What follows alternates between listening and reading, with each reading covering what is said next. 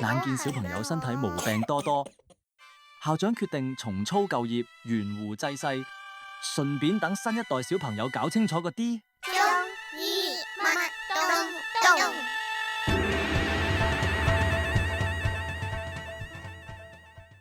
我想追加啲山楂餅啊！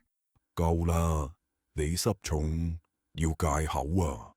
係啊，要食少啲甜嘢啊！食少啲甜嘢，咁我情願我寒濕死啦！咩事啊？哇，碗藥有冇苦得咁交關啊？唔係碗藥苦，係叫佢戒口，唔好食咁多甜嘢啫。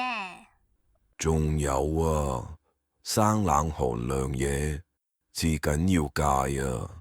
咁麻煩噶？啊，咁你想麻煩啲，定想佢屙親都係寒濕事啊？仔，你屙夠啦！媽媽，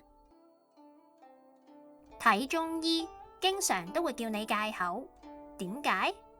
原來藥材有寒、熱、溫、涼嘅藥性，食材同樣都有，所以就有藥食同源呢個講法。咁你唔戒口，食嘅嘢同啲藥材打晒交，咁咪攞自己嚟搞咯。例如你感冒去飲凍嘢，喉嚨痛食辣嘢，咳就去食甜嘢，濕疹就去食蝦蟹，發燒時去食油炸嘢，腸胃唔好去飲汽水，去食糯米。咁搞法，輕則延長康復時間，嚴重啲令你個病情加重或者產生變化，咁就會越難好返噶啦。哦，咁你忍一陣口，好返先再亂食過啦。咁又唔可以咁講噃，有病要戒口，冇病飲食都要小心，唔可以亂咁嚟噃。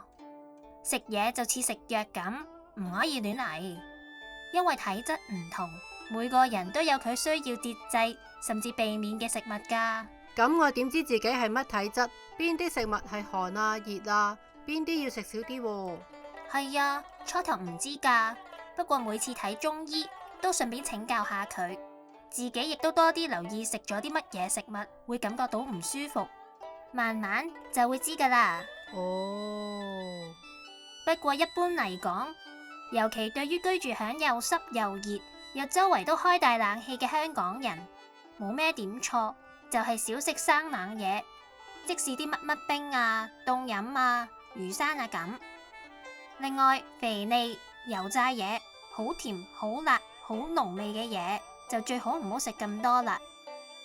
尤其係小朋友啦，脾胃功能未成熟，咳啊、多痰啊、發燒啊、肚屙啊，好多時都係因為食錯嘢而嚟噶。唉，不過閘住咁食嘢，好唔痛快啫。